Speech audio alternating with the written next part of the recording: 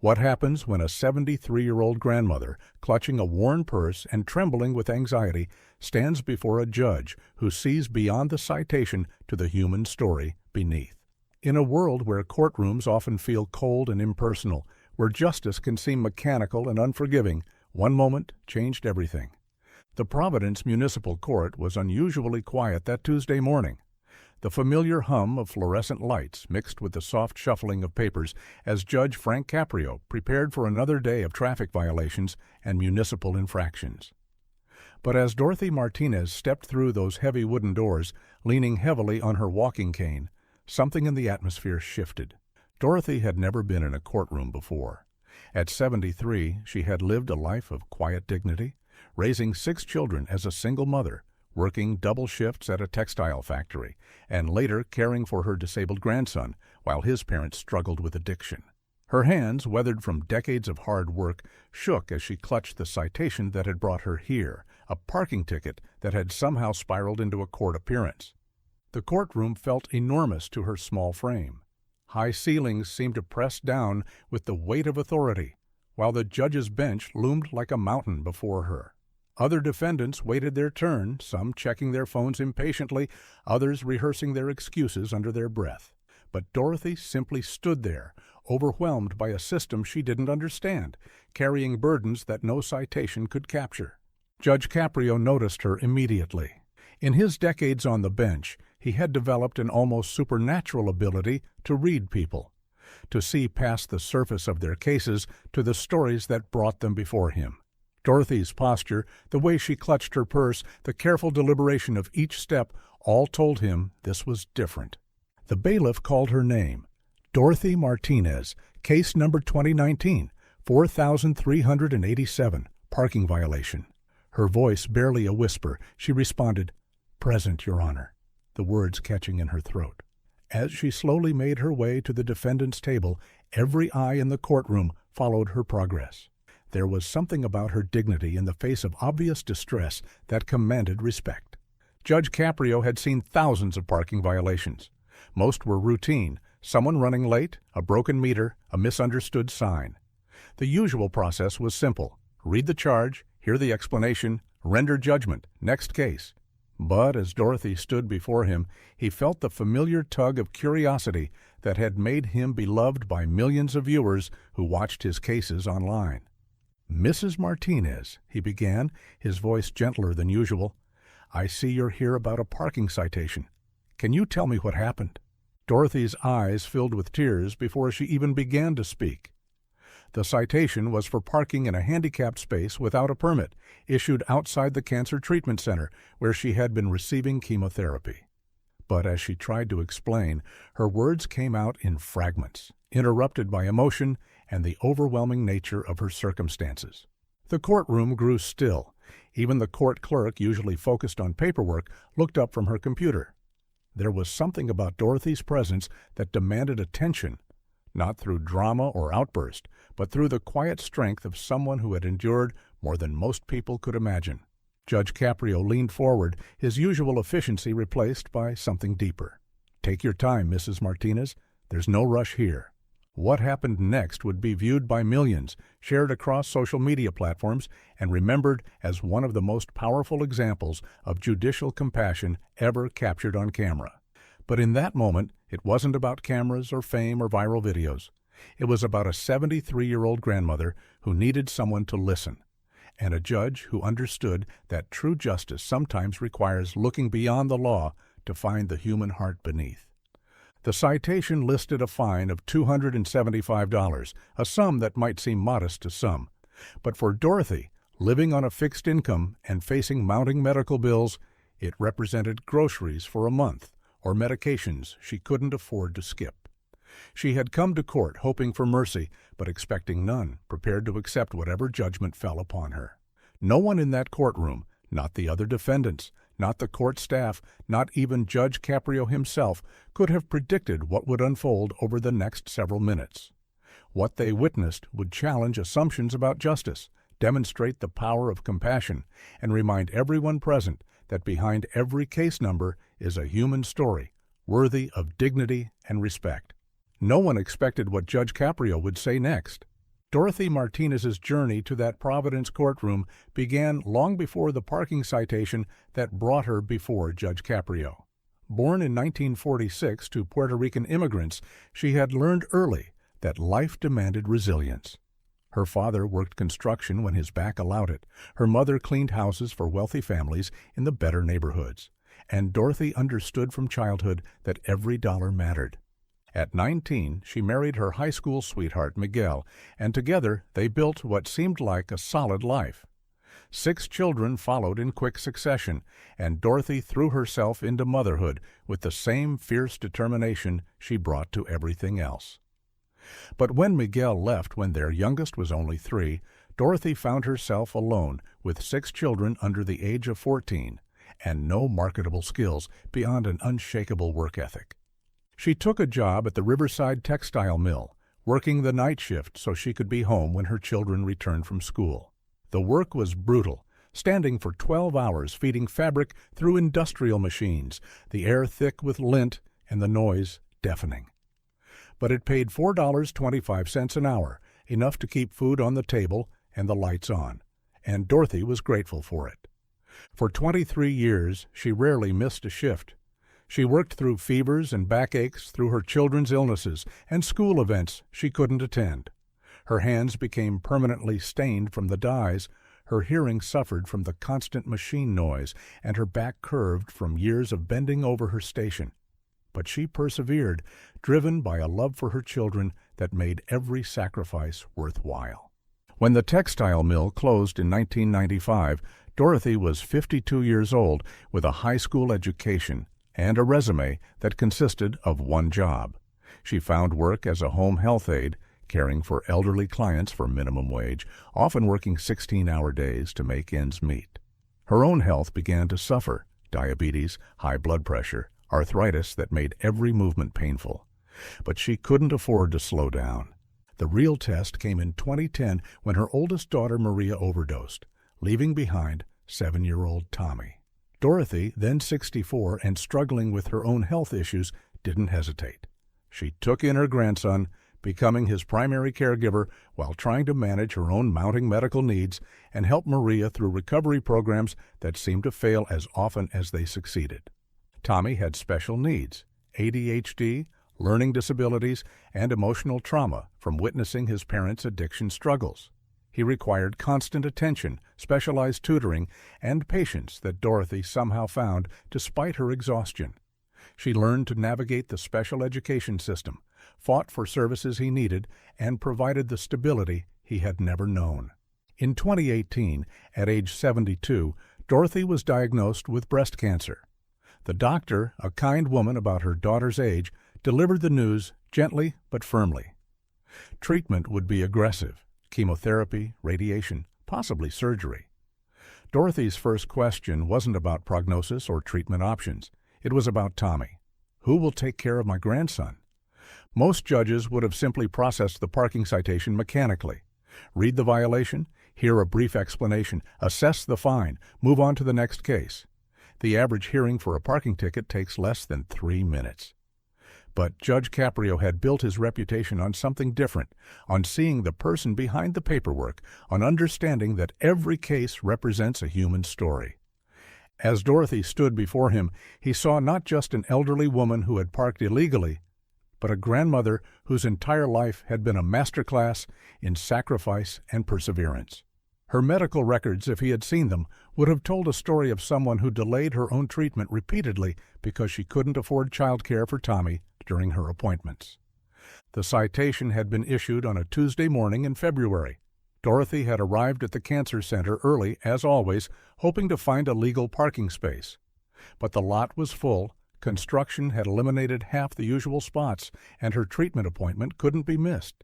The chemotherapy schedule was rigid, and delays could compromise the entire protocol. She had circled the block twice, growing increasingly anxious as her appointment time approached. Finally, she spotted the handicapped space near the entrance. She knew she didn't have a permit, but she also knew the alternative was missing treatment that might save her life. She made a decision that thousands of people make every day when caught between impossible choices. She parked illegally and hoped for the best.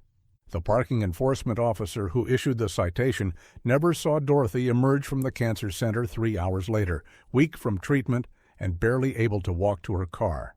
He never knew that she spent the entire treatment session worrying about the ticket, adding financial stress to an already overwhelming situation. Judge Caprio leaned forward, studying the elderly woman before him. "Mrs. Martinez," he said, his voice carrying the authority of his position, but tempered with something warmer. "I can see this has been difficult for you. Can you help me understand what brought you to court today?" What Dorothy didn't know was that Judge Caprio had himself been a caregiver, had watched his own parents navigate the healthcare system in their final years. He understood the impossible choices families face, the way medical emergencies can turn ordinary people into technical criminals simply by forcing them to choose between following parking regulations and saving their lives. Most judges would simply read the fine and move on, observers would later say, but Judge Caprio leaned forward, looked into Dorothy's eyes, and asked a question no one expected. The courtroom fell into an expectant silence as Dorothy Martinez gathered herself to respond to Judge Caprio's question. Her weathered hands trembled slightly as she reached into her worn leather purse, retrieving a folded piece of paper with the careful movements of someone for whom every document might be important. "Your Honor," she began, her voice barely audible, "I was at the cancer center for my treatment. I've been going there every Tuesday and Thursday for 6 months now." She paused, struggling with emotions that seemed to surprise her. "I tried to find a regular parking space, I really did, but there was construction, and the lot was full, and I couldn't miss my appointment." Judge Caprio's expression softened immediately. In his decades on the bench, he had learned to read between the lines of human suffering, and Dorothy's simple explanation contained volumes of untold hardship. But he needed to understand more.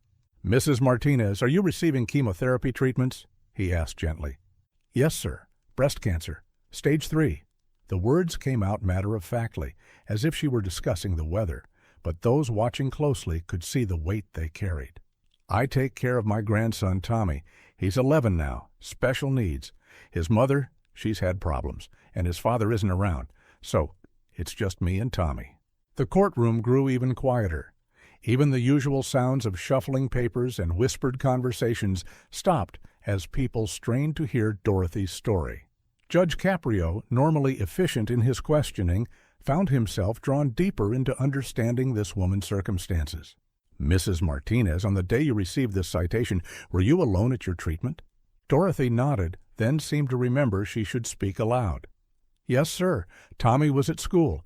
I try to schedule my appointments when he's in class so he doesn't worry about me. He's seen enough worry in his young life." Judge Caprio leaned back in his chair, processing not just the legal facts, but the human reality before him. Here was a 73-year-old woman fighting cancer alone, raising a special needs child, navigating impossible choices between following parking regulations and receiving life-saving treatment. The $275 fine she faced wasn't just money. It was medications, groceries, school supplies for Tommy. "Mrs. Martinez," he said, his voice taking on a tone that those familiar with his courtroom had learned to recognize. The moment when Judge Frank Caprio stopped being just a judge and became something more profound. "Do you have a disabled parking permit?" "No, sir, I didn't know I could get one. I mean, I can walk mostly. It just takes me longer now, and after treatments, I get very tired. But I didn't think—" She trailed off, looking confused and somewhat embarrassed. The judge turned to his bailiff. "Officer Santos, can you please explain to Mrs. Martinez how someone receiving chemotherapy treatment can obtain a disabled parking permit?" As the bailiff began explaining the process, Judge Caprio studied Dorothy's face. He saw relief beginning to replace anxiety, but also something else, a kind of wonder that someone in authority was actually trying to help rather than simply punish. "Mrs. Martinez," Judge Caprio continued, "I want you to know that what you did, parking in that space to receive your cancer treatment, that wasn't a crime. That was survival. That was a grandmother doing what she had to do to stay alive for her grandson." Dorothy's eyes filled with tears again, but this time they weren't tears of fear or shame. They were tears of recognition. Someone in authority had seen her not as a rule breaker, but as a human being facing impossible circumstances. Judge Caprio stood up from his chair, something he rarely did during proceedings. The gesture commanded attention from everyone in the courtroom. "Mrs. Martinez, I'm going to do something here today. I'm dismissing this citation entirely. You don't owe the court anything." The courtroom erupted in surprised murmurs, but Judge Caprio wasn't finished. "Furthermore," he continued, his voice growing stronger, "I want you to know that you have my permission, and I'll put this in writing if necessary, to park in any handicapped space you need to when you're going for your medical treatments until you can get your proper permit processed." Dorothy's hand flew to her chest, her breathing becoming rapid and shallow. For a moment, Judge Caprio was concerned she might be having a medical episode, but then he realized she was simply overwhelmed by kindness she hadn't expected. "But, sir," she managed to say, "the rules—" "Mrs. Martinez," Judge Caprio interrupted gently, "sometimes rules need to serve people, not the other way around. You're fighting for your life. You're raising your grandson alone. You've worked hard your entire life. The last thing you need is to worry about a parking fine because you chose to receive medical treatment." He paused, looking directly into her eyes with an intensity that those present would later describe as transformational. Instead of a harsh penalty, Judge Caprio said something that made the entire courtroom hold its breath. "Mrs. Martinez, I'm not here to punish you. I'm here to help you." The silence that followed was profound. But Judge Caprio wasn't done yet. He reached into his own pocket and pulled out his wallet. The gesture was so unexpected that even his regular court staff looked surprised. "Mrs. Martinez, I want you to take this," he said, extending several bills toward her. "This is for parking fees for your next few treatments. I don't want you to worry about finding correct change for the meters." Dorothy stared at the money as if it were an impossibility. "Sir, I can't—" "Yes, you can," he said firmly but kindly. "Sometimes we all need a little help. You've been helping others your whole life. Today, let someone help you." The emotional impact on everyone present was immediate and overwhelming. Court staff members, hardened by years of processing mundane violations, found themselves wiping away tears. Other defendants waiting their turn looked on in amazement, witnessing a kind of justice they had never imagined possible. Dorothy slowly reached out and accepted the money, her hands shaking with emotion. "Thank you," she whispered, the words carrying the weight of a lifetime of gratitude. "Thank you so much." Judge Caprio stepped down from his bench and walked around to where Dorothy stood.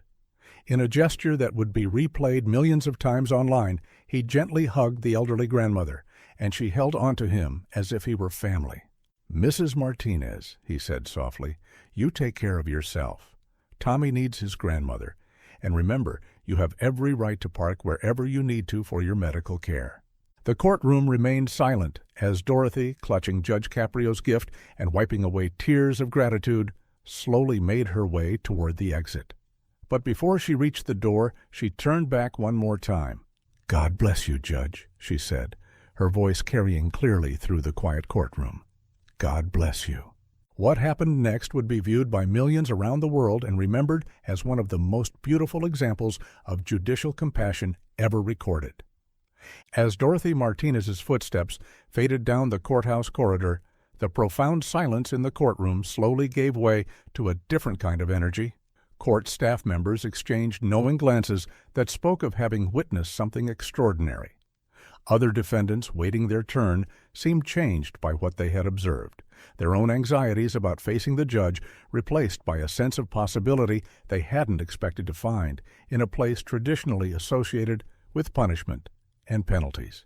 Judge Frank Caprio returned to his bench, but the atmosphere had been fundamentally altered. What had begun as a routine Tuesday morning of municipal violations had become something much more significant, a reminder of what justice could look like when tempered with humanity, understanding, and genuine compassion.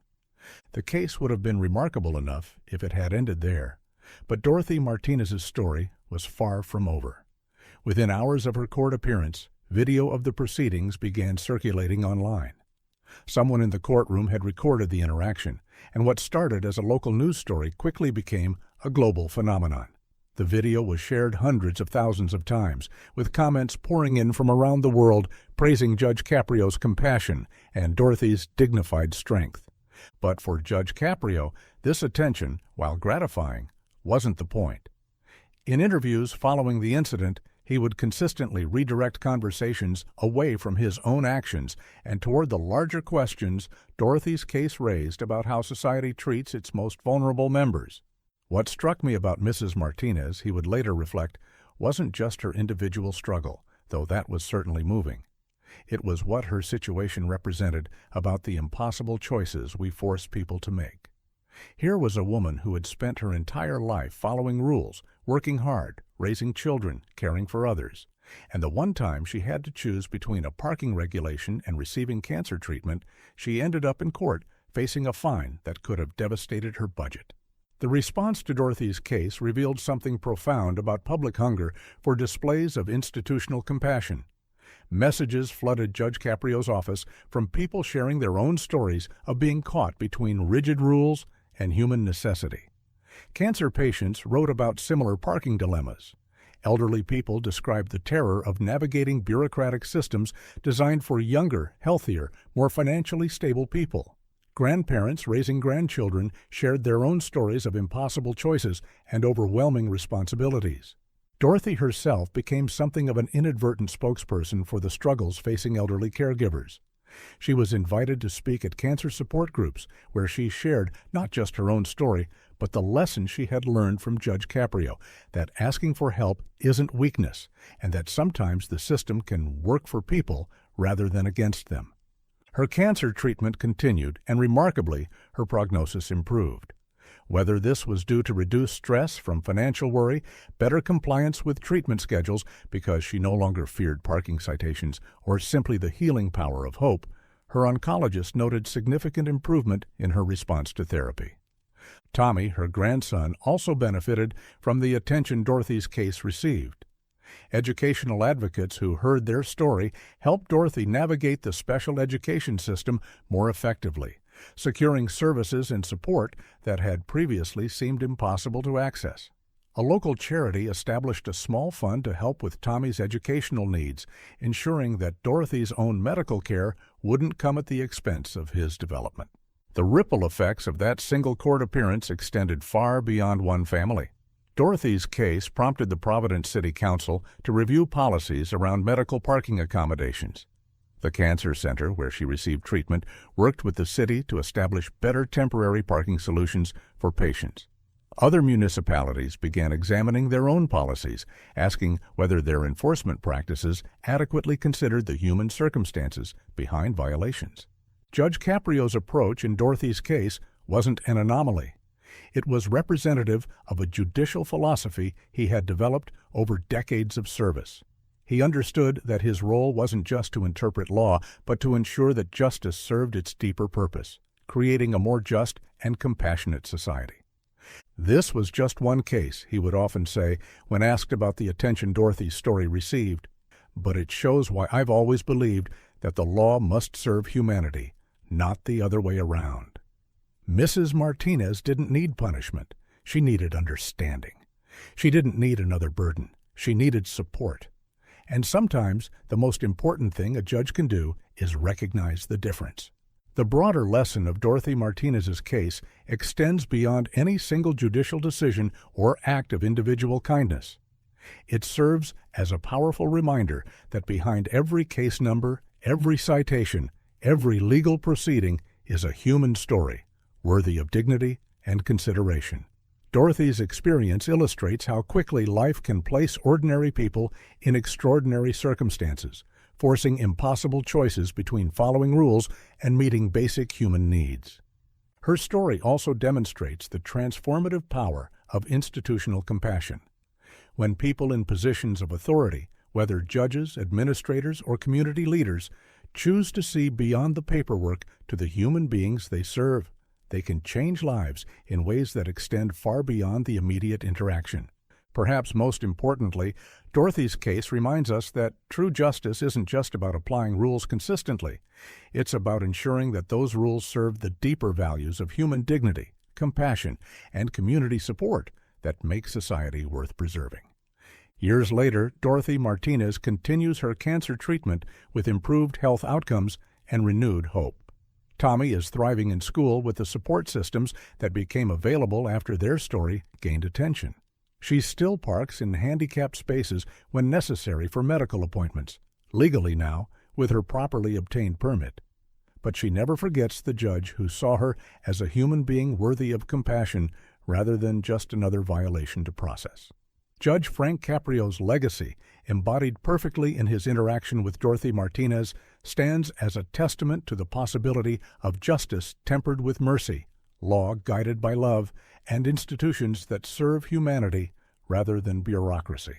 In a world that often seems divided between rigid rule-following and chaotic lawlessness, his approach offers a third path, one where rules exist to protect and nurture human dignity rather than simply to punish deviation.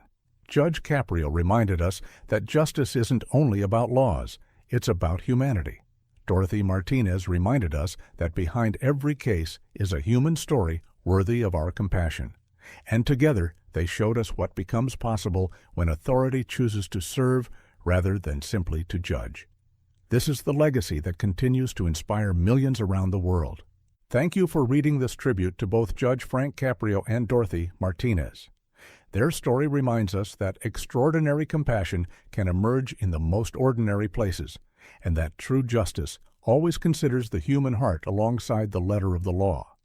If their story touched you, please share it with others so their message of kindness and understanding can continue to inspire positive change in courtrooms, communities, and hearts around the world.